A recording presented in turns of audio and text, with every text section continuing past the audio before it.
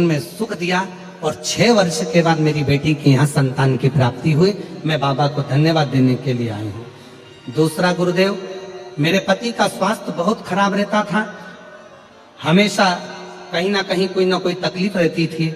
शिवजी पे चढ़े हुए जल को उनको पिलाना प्रारंभ करा और प्रदोष वाला त्रयोदशी का जो उपाय था वो करना प्रारंभ करा।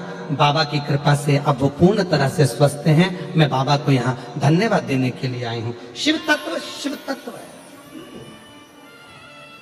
उसको शिव कहते हैं, शंकर।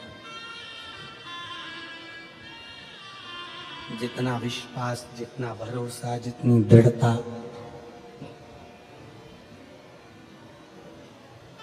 पूर्ण भरोसे के साथ जब हम भगवान शिव की आराधना करते हैं तो शिव क्यों ना मिले, शंकर क्यों ना मिले।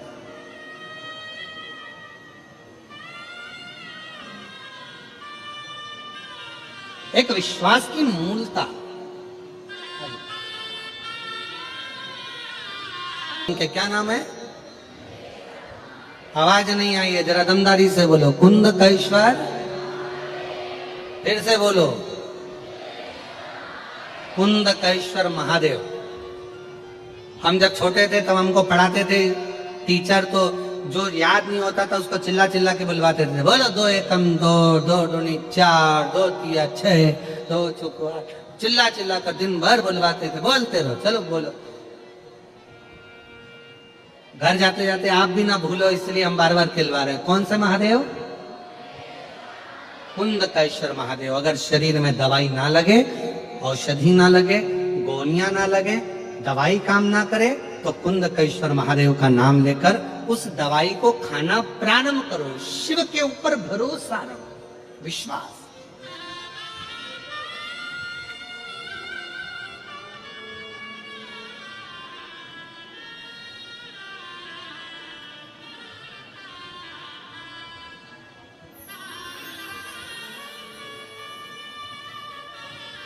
शिव कथा कर रही है, भगवान शंकर का चरित्र कर रहा है। रति सामने खड़ी है और रति सामने खड़ी, शिवजी के सम्मुख में खड़ी है रति सामने।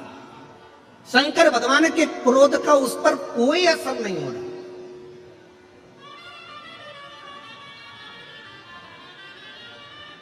क्रोध की ज्वाला, शंकर भगवान के क्रोध की ज्वाला कामदेव को जलाकर भस्म कर दी। भगवान ब्रह्मा जी स्वयं डर रहा है, ब्रह्मा जी कांप रहे हैं। ब्रह्मा जी को लग रहा है कि ये रति का क्या होगा। भगवान नारायण से कहा रोक दो। भगवान नारायण कहते नहीं नहीं, रोकना नहीं है। ये शंकर की उपासक है, शिव की भक्त है। जो शंकर का भक्त होता है, शिव की आराधना करने वाला होता है, शिव की उपासना करने वाला होता है, वो भय नहीं खाता, उसको भय नहीं होता,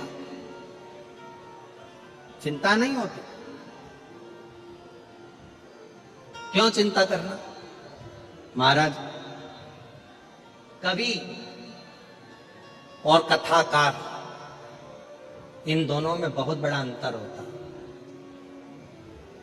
एक कवि में और एक कथाकार में बहुत बड़ा अंतर होता है। कवि शब्दों को जोड़ लेता है, कथाकार शब्द नहीं जोड़ता। जितने भक्त आते हैं उनको शंकर भगवान से जोड़ देता है, वो कथाकार।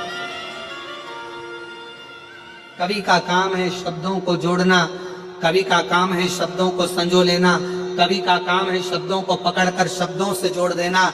पर कथाकार का काम शब्दों को जोड़ना नहीं, कथाकार का काम, एक कथा करने वाले का काम होता है। जितने भक्त आए हों, जितने कथा को सुनने के लिए श्रोता आए हों, उनको कैसे न कैसे भगवान से, शिव से, उनकी अविरल भक्ति से जोड़ा जाए। और जब वो शिव से जुड़ जाएं, शंकर के हो जाएं, फिर उनकी जिंदगी में जो भी तकलीफें हैं, कष्ट हैं, रोग हैं, दुख हैं, वो धीरे धीरे समाप्त होते चले जाएं। ये एक आनंद, ये आनंद।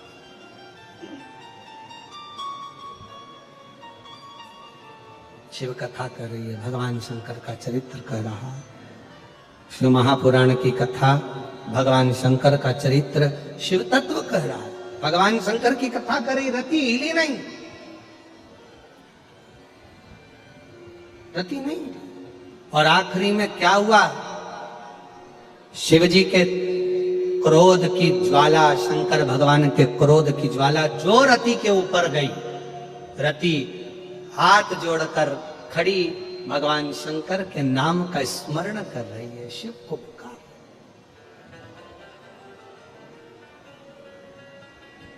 शिव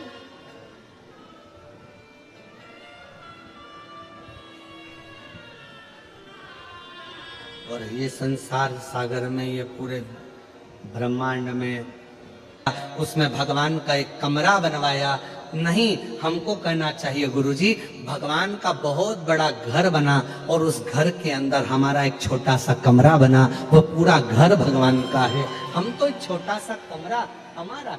क्यों? अगर घर हमारा रहेगा, भगवान का एक कमरा रहेगा, तो घर में जितनी भी चिंता होगी वो तुम्हारी होगी, घर में जो भी परेशानी होगी वो तुम्हारी होगी, घर में जो भी कष्ट होगा वो तुम्हारा होगा, घर में जो भी दुख होगा वो तुम्हारा होगा। और जिस दिन तुमने कह दिया ये घर शंकर भगवान का है और उसमें एक कमरा मेरा है, तो तुम्हारा दुख कुछ भी नहीं होगा, तुम्हारा कष्ट, तुम्हारी चिंता कुछ भी नहीं होगी। जो भी कुछ होगा वो देवाधिदेव महादेव का होगा, क्योंकि ये शंकर जी का है, ये भगवान श्री हरि का है, ये नारायण का है, ये हमारा नहीं।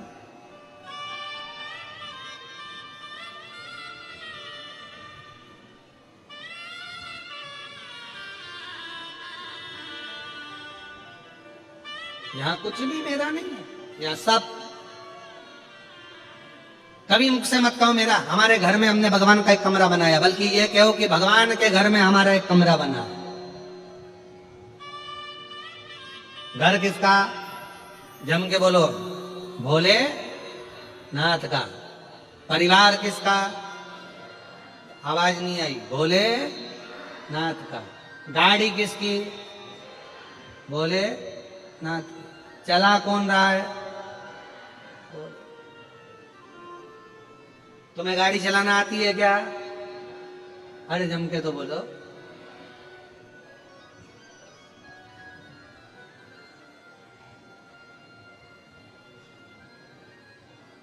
जब एक गाड़ी चलाना अपने को अच्छे से नहीं आती, कितने भी अच्छे ड्राइवर बन जाओ, कितने भी अच्छे बन जाओ और कितनी भी अच्छी ड्राइविंग करना आ जाए, तुम कितने भी अच्छे बन जाओ, पर पास में से निकलकर जो गाड़ी जा रही है, सामने चल रही है, आड़ी चल रही, टेढ़ी चल रही, वो कैसा है तुमको क्या मालूम है? तुम अच्छे हो, तुम अच्छा चलाना जानते हो, तुम अच्छे ड्राइवर हो, तुम अपनी जगह पर अच्छे हो, पर पड़ोस में से जो निकल कर गया, साइड में से आ गया, एकदम ब्रेक लगा दिया, एकदम खड़ी कर दी, वो कैसा है तुमको क्या मालूम? उस जगह पर तुम्हारी ड्राइविंग काम नहीं आती, उस जगह पर एकदम जब ब्रेक लगता है तब वो भोलेनाथ खड़ा हो जाता है कि तूने एक लोटा जल चढ़ाया है, चिंता मत कर, मैं तेरे साथ। क्यों चिंता?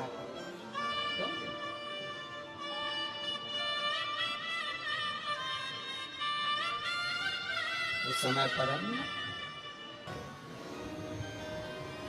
और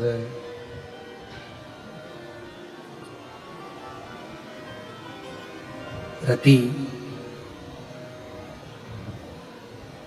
एकदम भय मुक्त होकर शिव जी के सामने खड़ी थी।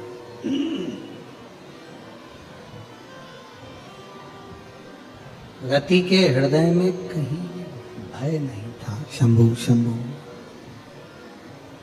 रति के हृदय में कहीं पर भी भय नहीं।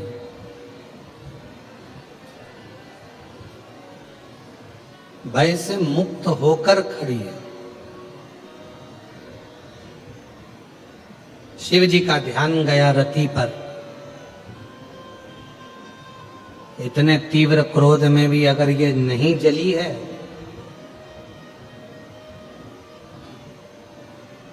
तो कुछ तो है।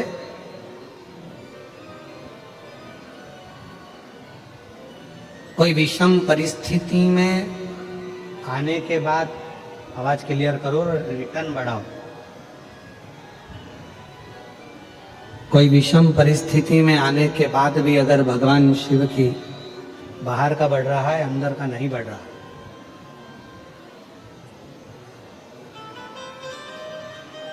विषम परिस्थिति में आने के बाद भी अगर भगवान देवाधिदेव महादेव भगवान शिव की कृपा से कोई दुख, कोई तकलीफ, कोई कष्ट, कोई परेशानी सामने आकर ना खड़ी हो तो समझ लेना कि कोई शिव की बड़ी कृपा, शंकर की बड़ी करुणा, शंकर की बड़ी दया। शिव जी की बड़ी कृपा है, शंकर जी की बड़ी करुणा है।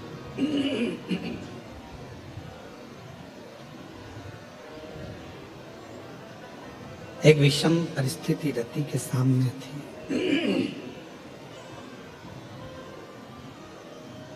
और रति जलकर भस्म नहीं हुई है। शिव जी का ध्यान गया, भगवान शंकर ने देखा, शिव जी ने ध्यान दिया और भगवान शंकर ने ध्यान दिया तो रति को देखकर भगवान शंकर को लगा एकदम निर्भय, कोई भय नहीं है।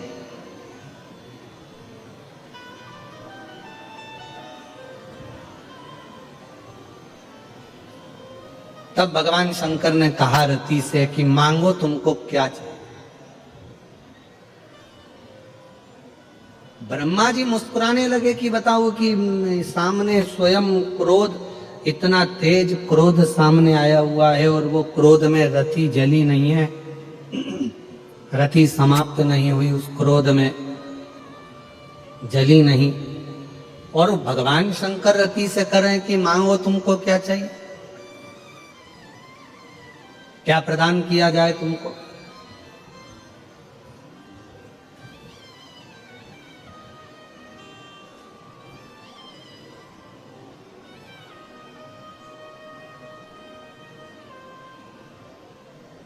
जिस समय पर विश्वास अगर पूर्ण हो जाता है, भरोसा यदि पूर्ण हो जाता है और विश्वास जब पूर्ण हो जाता है तो व्यक्ति के हृदय में भय नहीं रहता, उसका भय समाप्त हो जाता है। क्यों? क्योंकि उसके अंदर विश्वास बढ़ गया।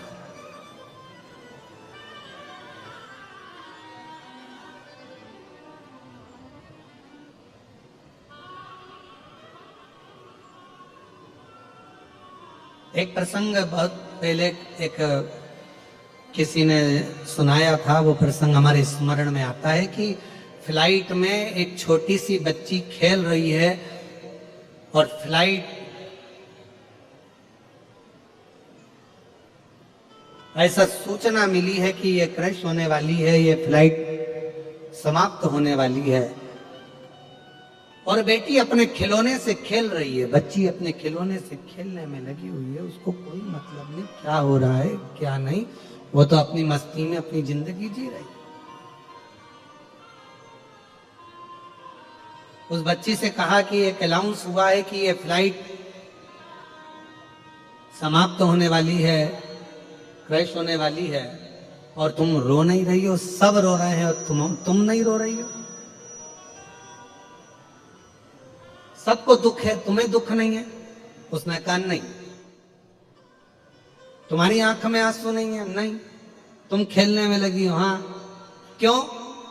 क्योंकि मैं जानती हूं कि जो फ्लाइट के जो पायलट हैं, जो फ्लाइट उड़ा रहे हैं, वो मेरे पापा हैं और मेरे पापा कभी मुझे मरता हुआ नहीं देख सकते। ये मुझे विश्वास है।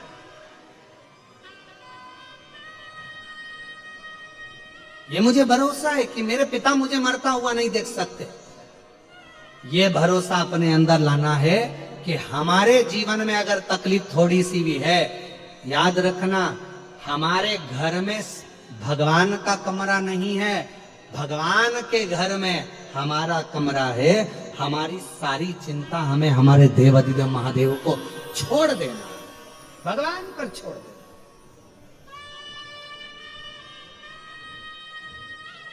और फिर जब हमने पूरा एक पत्र है, एक पत्र में उन्होंने लिखा, मेरा नाम शांता श्याम सुंदर लाहोटी है, मैं हैदराबाद का निवासी हूँ।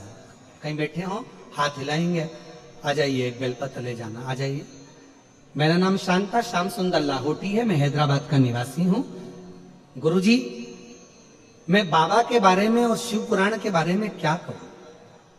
नवंबर 2023 में मेरे पति देव को खून की उल्टियां हुई। हमारा परिवार बहुत डर गया, हॉस्पिटल किम्स में भर्ती कराए और डॉक्टर सारी जांचें कर कर कहा लंग्स में गांठ निकली है। कहने लगे कि इनको कैंसर की गांठ है, तुरंत ऑपरेशन करना होगा। गुरुदेव, हमने हार नहीं मानी और शिवजी पर जल और बेलपत्र चढ़ाना और उनको पिलाना प्रारंभ करा। गुरुदेव,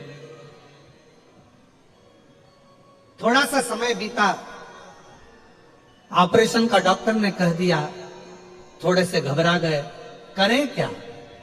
आखिरी में विचार करा कि ऑपरेशन कराएंगे पर थोड़ा सा समय मांगा जाए। समय मांग कर हम आए और घर पर लेकर आ गए। बच्चों ने कहा कि वो सियोर वाला महाराज कथा कहता है और कथा को अगर ध्यान से सुना जाए और जो उपाय बताता है वो करा जाए तो उसका लाभ जरूर होता है। हमने हमारे पिताजी से कहा कि आप श्री शिवाय नमस्तुभ्यम कहना प्रारंभ करो, बाबा का नाम लेना प्रारंभ करो। रोज शिवजी पे चढ़ा हुआ जल पिताजी को लाकर देते और बाबा का नाम लेने का उनको कहते।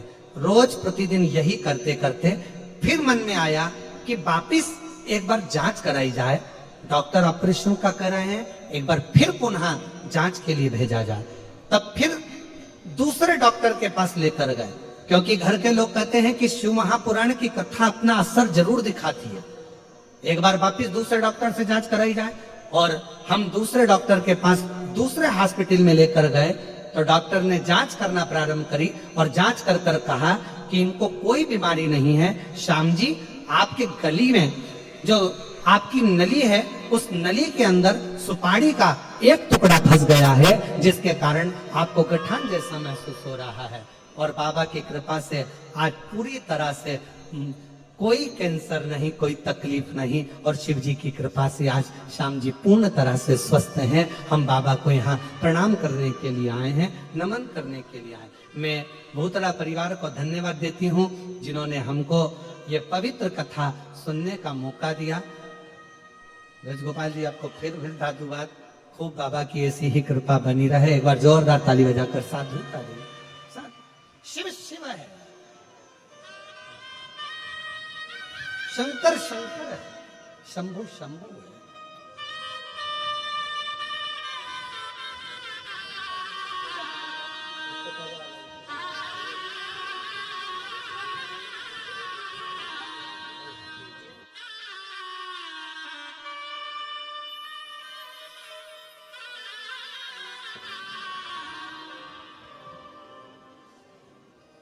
कौन सा पत्र था?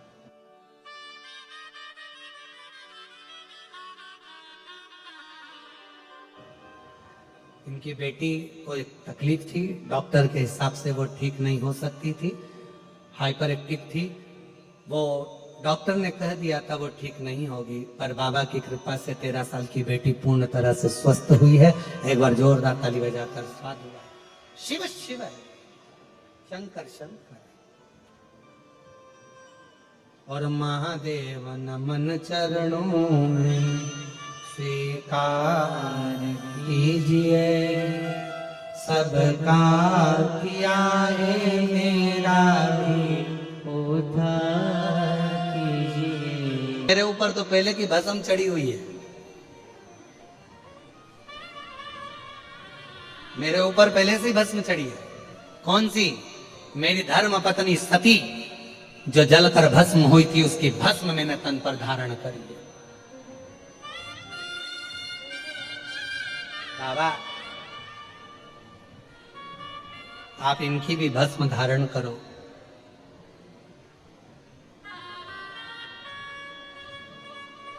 आप इनकी भी भस्म धारण करो।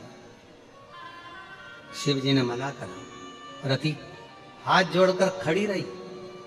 आपने कहा है वर मांगो, आप कहते हो वर मांगो। मैं वर मांग रही हूं, मेरे पति की भस्म आपके तन पर चढ़ा लीजिए। क्यों? रति बड़ी विद्वान थी, बहुत चतुर थी रति। रति को मालूम है शंकर भगवान के तन पर सती की भस्म चढ़ी है तो सती को वापिस जन्म लेना पड़ेगा और शंकर की होना पड़ेगा। सती वापिस जन्म लेगी और रति जानती है अगर कामदेव की भस्म शिव के शरीर पर चढ़ गई तो कामदेव भी फिर जन्म लेगा और कामदेव मेरा होकर रहेगा। एक बार भस्म चढ़ना चाहिए, बस एक बार बस। और शिवजी मना कर रहे हैं मैं अन्न की जब भस्म बने तेरा श्रृंगार हो जाए। अगर तुझ पर चढ़ गई मेरे भस्म तो मैं जानती हूं कि मेरा अगला जन्म होगा और मैं तुम्हारी होंगी और तुम मेरे होगे, इसके सिवा कुछ भी नहीं, कुछ भी। लिंग पुराण में एक वर्णन आता है बड़ा सुंदर कि शंकर भगवान पर भस्म चढ़ाने वाला और शिव का भस्म का श्रृंगार का दर्शन करने वाला, ये दोनों जब प्राण त्यागते हैं तो शंकर के ही पास हमेशा शिव के ही बनकर रहते हैं जब अगला जन्म पाते हैं।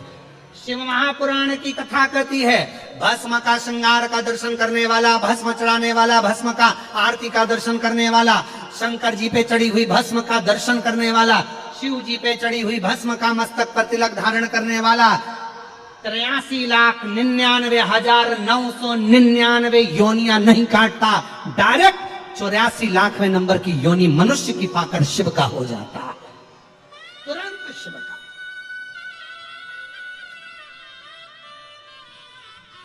उसका जन्म बार बार नहीं होता। शास्त्र कहता है मनुष्य अगर प्राण छोड़ेगा तो वापिस उसको फिर छुक्कली बनना पड़ेगा, झिंगुर बनना पड़ेगा, इल्ली बनना पड़ेगा, जलचर बनेगा, थलचर बनेगा, वायुचर बनेगा। कई लोग बहुत सारे ऐसा नहीं कि ना जाने कितने कितने रूप करना पड़ते हैं। जो ज्यादा निंदा करता है, चुगली करता है, खूब गंदा गंदा बोलता है, दिन भर निंदा में डूबा रहता है, दिन भर निंदा करता रहता है, दिन भर बुराई करता रहता है, उसको अगला जन्म कुत्ते का मिलता है और कुत्ते का जन्म पाकर वो फिर गली में कुत्ते ऐसा भौंकता रहता है क्योंकि जिंदगी भर उसने निंदा करी, खूब बुराई करी, बुराई करी, बुराई करी, बुराई करी, जगत में बुराई करता है तो अगला जन्म कुत्ते का पाता है। कुत्ता बनकर फिर वो गली गली में भौंकता रहता है और आखिरी में कोई नहीं सुनता तो भोग भोग के मर जाता है क्योंकि उसने निंदा करी, बुराई करी। जो दिन भर छुप कर, एकदम चुप रहकर, छुप कर दिन भर अंदर ही अंदर एक दूसरे को कोसते रहते, जलते रहते, वो माथे में जुआ बन जाते, जुआ। फिर उनको कोई ऐसा निकाल लेता है और निकाल के अंगूठे पर रख के निपटा देता है, वो जुआ बन। तो जिन जिन के माथे में जुआ हो उसको देख लेना, एक बार तुम्हारी पड़ोसन ही हो सकता है। अंदर तुम्हें देख देख के जल रहा है, उड़ रहा है, अंदर अंदर बस भीतर से जले जा रहा है। इतना कैसे कर लिया, इतनी फैक्ट्री कैसे बना ली, इतना व्यापार कैसे बन गया, इतना मकान कैसे बना लिया, इतनी गाड़ी कैसे आ गई, इतना बंगला कैसे आ गया। जो अंदर से कुड़ता रहता है, एक ना एक दिन वो मरने के बाद, बोलो जम के बोलो, जुआ बन जाता है और फिर उसको धीरे से निकाला जाता है, अंगूठे पर रख के निपटा दिया जाता है, जा फिनिश। एक मनोरथ नाम का असुर था।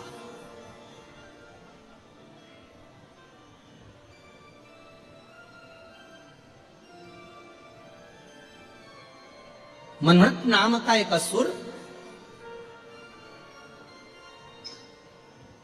बहुत पाप किया उसने, जिंदगी में बहुत पाप किया, बहुत।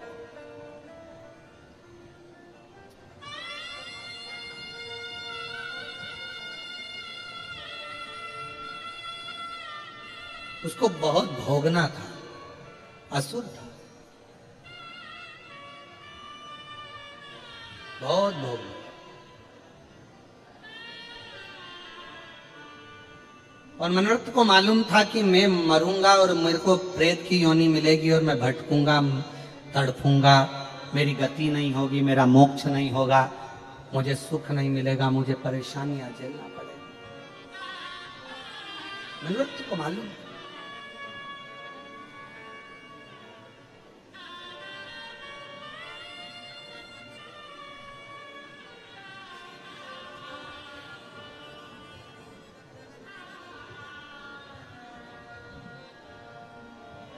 एक शिव भक्त प्रातः शिवजी पर भस्म लगाकर उस भस्म का त्रिपुंड धारण कर कर जल पीने के लिए सरोवर में गया। जैसे ही उसे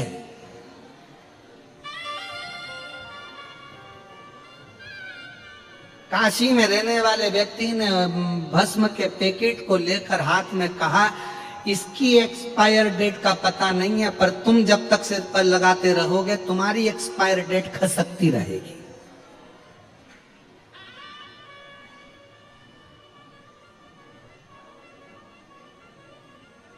इसका ठिकाना नहीं मालूम, परंतु हे त्रिपुंडधारी, हे त्रिशूलधारी, हे त्रिपुंडधारी, हे त्रिशूलधारी।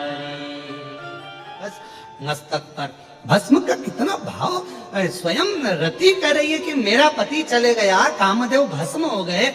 आपने जैसे सती की भस्म अपने तन पर धारण करी है, वैसे इनकी भस्म पहनो। शिव जी मना कर रहे हैं, मैं ये भस्म धारण नहीं कर सकता, इस भस्म को मैं धारण नहीं करूंगा, इसको मैं धारण नहीं कर सकता। क्योंकि शंकर भगवान को मालूम है, अगर मैंने भस्म लगा ली तो इस कामदेव को वापिस पृथ्वी पर जन्म लेना पड़ेगा, इसको वापिस आना पड़ेगा। और रति पीछा पकड़ कर बैठी है, आपको भस्म धारण करना पड़ेगा, धारण करो।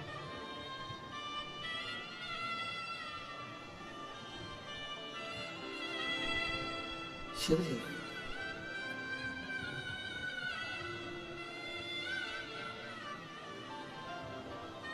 शिव कथा कर रही है।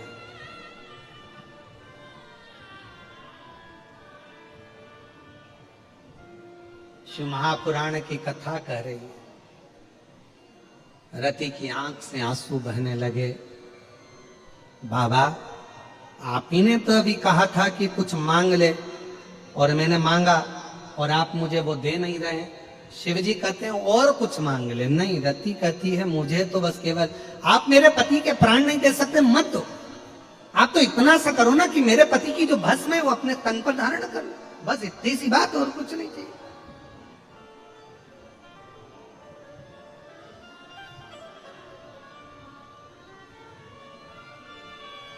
ठीक है,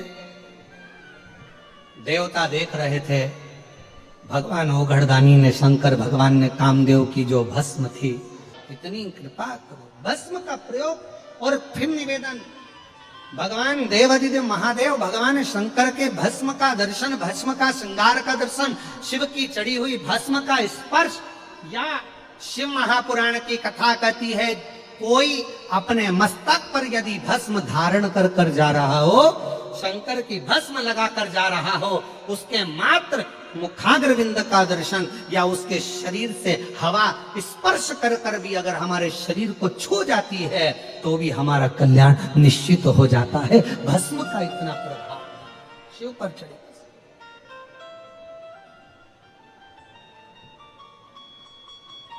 शंकर भगवान पर चढ़ी भस्म का इतना भाव,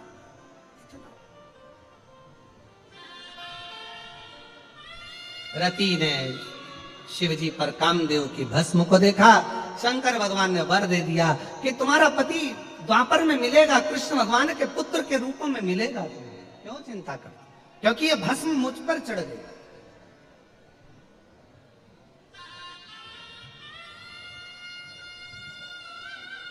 आप लोग कभी उज्जैन गए? कौन कौन गया? जरा हाथ उठा। सब गए? भस्म आरती का दर्शन किस किस ने किया है? सबने करा है। कभी मौका मिले ना हमारी उज्जैनी में बाबा अवंतिका नाथ की नगरी में जाकर, कभी बाबा के भस्म श्रृंगार का, कभी बाबा के भस्म आरती का, कभी बाबा के भस्म स्वरूप का दर्शन करें। कभी विश्वनाथ जी जाएं तो बाबा के भस्म स्वरूप का दर्शन करिए, भस्म आरती का दर्शन, बाबा का।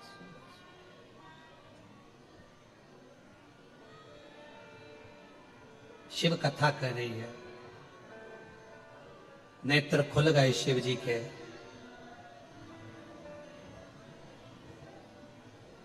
ब्रह्मा जी सृष्टि की रचना करना चाहते हैं, पर उनके मन का भाव जो था वो छूट गया।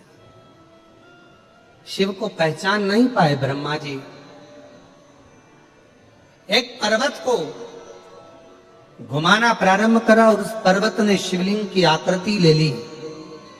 भगवान विष्णु जी से ब्रह्मा गई, उसका जीवन अपने आप सुंदर होता चला गया अपने।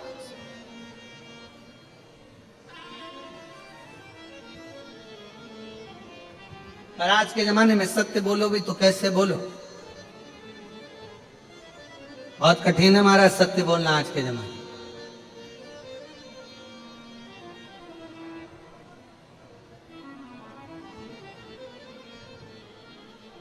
एक दामाद बड़ा काला था, बहुत काला।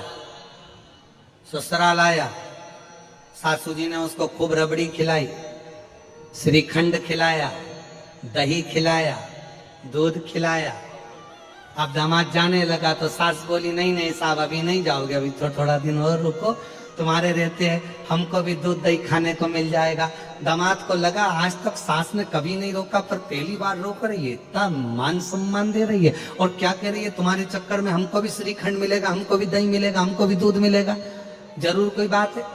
इतने में सास ने कहा नहीं साहब रुकना पड़ेगा। तो दामाद ने पूछा माँ जी कभी नहीं रोकी, पहली बार रोक रही हो, इतना प्रेम से रोक रही हो, क्यों रोक रही हो? इतने में दामाद ने पूछा तो सास बोली हमारी जो भैंस है ना उसका बछड़ा हुआ था पाड़ा, वो मर गया, पर जब से तुम आए हो ना तुम्हें देखकर दूध अच्छा दे रही है।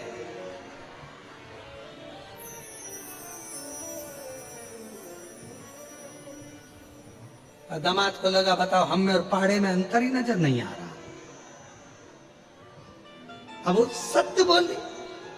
आज के जमाने में सत्य सुहाता कहां है? और शंकर को सत्य की प्रीति। ब्रह्मा जी ने झूठ बोला, शीश कटा, कर्मनाशा नदी प्रकट हुई, बट का पेड़ ब्रह्मा जी के मुख से प्रकट हो गया। बट वृक्ष के नीचे शिव जी बैठ गए तो शिव जी का नाम बटकेश्वर महादेव पड़ गए। बटकेश्वर। समय आया आगे मां जगत जननी जगदम्बा पार्वती जी हिमालय राज के घर में प्रकट होती है और बड़ा सुंदर शिव जी को दूल्हा बनाने की तैयारी है। पार्वती जी दुल्हन बने। हमारे यहाँ दूल्हे को कहते हैं बना और दुल्हन को कहते हैं बनी। आप लोगों के यहाँ भी शायद हैदराबाद में कहते होंगे दूल्हे को बना, दुल्हन को जम के तो बोलो बनी। और दोनों में ही नहीं बनी तो काय का बना और काय की बनी? भाई दोनों में बने तो समझ लो कि बना और बनी है। बने का मतलब क्या होता है? शादी के 8 दिन पहले से गाते हैं बना जी बना जी बना जी। बना जी का मतलब बना के चलना जी। और बनी जी बनी जी बनी जी का मतलब है बनी रहना। जरा जरा सी बात में झगड़ा करके मायके मत आना। बनी जी बनी जी बनी जी। कितना 8 दिन पहले से गाते हैं, 8 दिन पहले से लगे रहते हैं बना जी बनी जी बनी जी।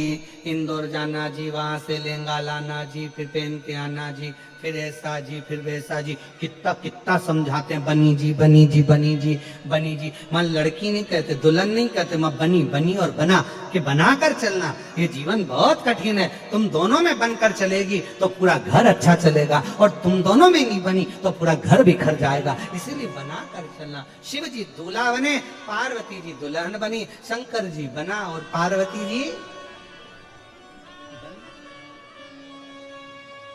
चलिए। सुंदर भगवान देव अधिदेव महादेव की सुंदर बारात जाने का समय, खूब सुंदर श्रृंगार, खूब दुनिया की पहली बारात थी। जहां दुनिया का एंड होता है वहां से शुरू हुई थी। कहां से? शमशान से शिव जी की बारात चालू हुई। नंदी पर